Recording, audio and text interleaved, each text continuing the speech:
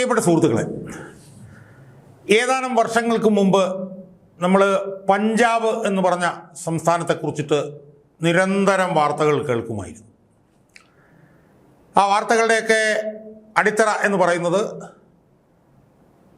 പഞ്ചാബ് എന്ന് പറയുന്ന സംസ്ഥാനം ഒരു മയക്കുമരുന്നിൻ്റെ കേന്ദ്രമായി മാറിക്കൊണ്ടിരിക്കുന്നു എന്നാണ്. എനിക്കൊന്നൊരു 5-6 വർഷം മുമ്പ് വരെ നമ്മളത് കേൾക്കുമായിരുന്നു. ആ മയക്കുമരുന്നിൻ്റെ കേന്ദ്രമായി, അല്ലെങ്കിൽ മയക്കുമരുന്ന് കച്ചവടത്തിൻ്റെ ഒരു കേന്ദ്രമായി പഞ്ചാബ് മാറാനുള്ള പ്രധാനപ്പെട്ട കാരണം, പഞ്ചാബ് ഒരു അതിർത്തി സംസ്ഥാനമാണ്.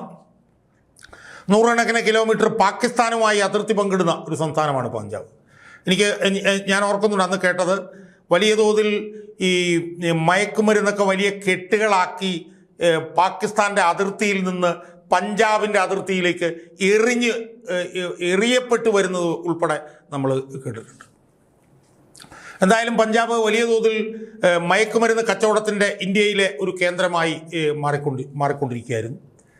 എന്നാൽ എനിക്ക് തോന്നുന്നത് ആം ആദ്മി ഗവൺമെൻറ് വന്നതിനെ തുടർന്നിട്ട് വലിയ തോതിൽ അവിടെ മാറ്റങ്ങൾ സംഭവിച്ചു എന്നാണ് ഞാനിപ്പോൾ മനസ്സിലാക്കുന്നത്.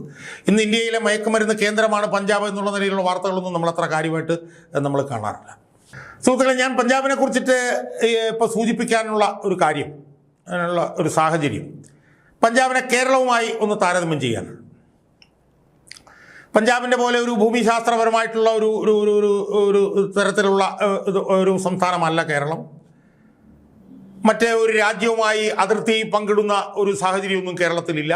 എന്നാൽ കേരളം ഒരു മയക്കുമരുന്ന് കച്ചവടത്തിൻ്റെ ഒരു കേന്ദ്രമായി മാറിയിരുന്നോ എന്ന് ചോദിച്ചാൽ, പഞ്ചാബിൻ്റെ അത്ര തീവ്രമായൊരു മയക്കുമരുന്ന് കേന്ദ്രമായി കേരളം മാറിയിരുന്നില്ലെങ്കിൽ പോലും കഴിഞ്ഞ 10 വർഷക്കാലം കൊണ്ട് കേരളം മയക്കുമരുന്ന് കച്ചവടത്തിൻ്റെ ഒരു കേന്ദ്രമായി മാറിയോ എന്ന് ചോദിച്ചാൽ മാറി എന്ന് ഒരു സംശയവുമില്ലാതെ, അർത്ഥശങ്കയ്ക്കിടയില്ലാത്ത വിധത്തിൽ നമുക്ക് പറയാൻ കഴിയും. കഴിഞ്ഞ 10 വർഷമെന്ന് ഞാൻ പറയുമ്പോൾ 2016-നും 2026-നും ഇടയിൽ കേരളം മയക്കുമരുന്ന് കച്ചവടത്തിൻ്റെ ഒരു ഹബ്ബായി മാറി എന്നുള്ളത് ഒരു വസ്തുതയല്ലേ സുഹൃത്തുക്കളെ?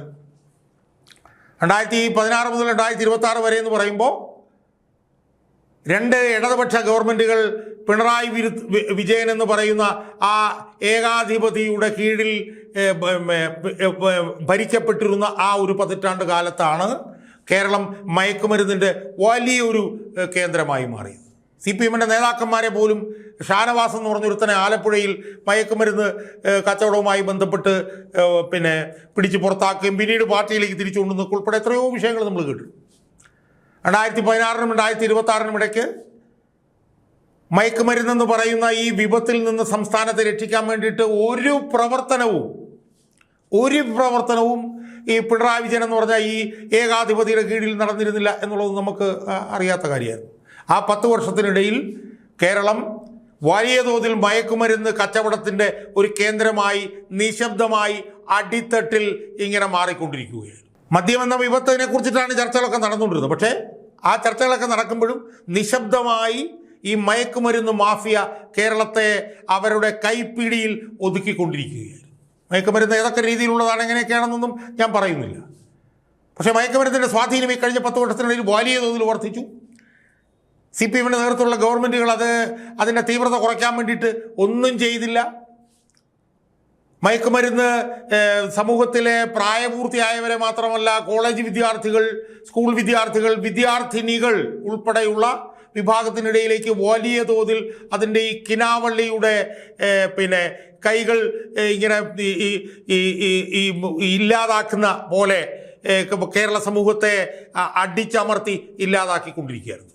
സുഹൃത്തുക്കളെ, അങ്ങനെ ഇല്ലാതാക്കിക്കൊണ്ടിരിക്കുന്നതിനിടയിലാണ് ഒരു രാഷ്ട്രീയ നേതാവ് മയക്കുമരുന്നിനെതിരെ ഒരു പോർമുഖം തുറന്നത്. യഥാർത്ഥത്തിൽ ആ രാഷ്ട്രീയ നേതാവ് 2011-16 കാലഘട്ടത്തിൽ കുറച്ചുനാൾ ആഭ്യന്തരമന്ത്രിയായിരുന്ന സമയത്തു തന്നെ അദ്ദേഹത്തിനെ കൊണ്ട് കഴിയാവുന്നതുപോലെ അദ്ദേഹം ഈ മയക്കുമരുന്ന് എന്ന് പറഞ്ഞ വിപത്തിനെതിരായിട്ടുള്ള തൻ്റെ പോരാട്ടം ആരംഭിച്ചിരുന്നു. അന്ന് അദ്ദേഹം, എനിക്ക് തോന്നുന്നു, ക്ലീൻ ക്യാമ്പസ് സേഫ് ക്യാമ്പസ് എന്ന് പറഞ്ഞിട്ടൊരു പദ്ധതി അന്ന് അദ്ദേഹം ആഭ്യന്തരമന്ത്രിയായിരുന്നപ്പോൾ, ഞാൻ രമേശ് ചെന്നിത്തലയെ കുറിച്ചാണ് പറയുന്നത്, അദ്ദേഹം ആഭ്യന്തരമന്ത്രിയായിരുന്നപ്പോൾ അദ്ദേഹം അത് വളരെ ഫലപ്രദമായി നടപ്പിലാക്കി. അതായത് സ്കൂളുകളുടെ കുറെ ചുറ്റളവിൽ ഈ മയക്കുമരുന്ന് വിൽക്കുന്നത് നിരോധിക്കാൻ വേണ്ടിയിട്ടുള്ളൊരു പ്രവർത്തനമായിരുന്നു അത്. ആ പ്രവർത്തനം സാമാന്യം തെറ്റില്ലാത്ത രീതിയിൽ അന്ന് അദ്ദേഹം നടത്തി, ക്ലീൻ ക്യാമ്പസ് സേഫ് ക്യാമ്പസ് എന്നും പറഞ്ഞു.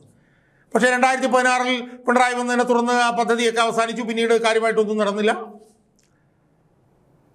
2016-21 കാലഘട്ടത്തിൽ രമേശ് ചെന്നിത്തല പ്രതിപക്ഷ നേതാവായിരുന്ന സമയത്തും അദ്ദേഹം ഈ മയക്കുമരുന്നിനെതിരായിട്ടുള്ള അദ്ദേഹത്തിൻ്റെ പോരാട്ടം തുടർന്നു. എനിക്ക് തോന്നുന്നു അദ്ദേഹം പ്രതിപക്ഷ നേതാവായിരുന്ന സമയത്താണെന്ന് തോന്നുന്നു ഒരു പ്രൗഡ് കേരള എന്ന് പറഞ്ഞിട്ട് ഒരു സന്നദ്ധ സംഘടന അദ്ദേഹത്തിൻ്റെ നേതൃത്വത്തിൽ രൂപീകരിക്കപ്പെട്ടു. ആ സന്നദ്ധ സംഘടന എല്ലാ ജില്ലകളിലും മയക്കുമരുന്നിനെതിരായിട്ടുള്ള വലിയ തോതിലുള്ള പ്രചരണത്തിൻ്റെ ഭാഗമായി വാക്കത്തോണുകൾ സംഘടിപ്പിച്ചു. ആയിരക്കണക്കിന് ആളുകൾ പങ്കെടുത്ത് ഇതിനെതിരായി പ്രചരണത്തിൻ്റെ ഭാഗമായി ഒരു കേന്ദ്രത്തിൽ നിന്ന് വേറൊരു കേന്ദ്രത്തിലേക്ക് നടന്നു നീങ്ങുന്ന ഒരു വാക്കത്തോൺ എല്ലാ ജില്ലകളിലും അദ്ദേഹം നടപ്പിലാക്കി. എനിക്ക് ഓർമ്മയുണ്ട്, പല ജില്ലകളിലും ഒരു 10,000-5,000 പേര് വരെ പങ്കെടുക്കുന്ന വലിയ വാക്കത്തോണുകൾ സംഘടിപ്പിക്കാൻ രമേശ് ചെന്നിത്തലയ്ക്ക് അന്ന് കഴിഞ്ഞു. അപ്പം ഞാൻ പറഞ്ഞു വരുന്നത്, രമേശ് ചെന്നിത്തല എന്ന് പറയുന്ന നേതാവ് അദ്ദേഹത്തിന് ഒരു അധികാര സ്ഥാനങ്ങളും ഇല്ലാതിരുന്നപ്പോഴും മയക്കുമരുന്നിനെതിരായിട്ടുള്ള തൻ്റെ കുരിശുയുദ്ധം തന്നാൽ കഴിയുന്ന നിലയിൽ കൊണ്ടുപോയിക്കൊണ്ടിരുന്നു.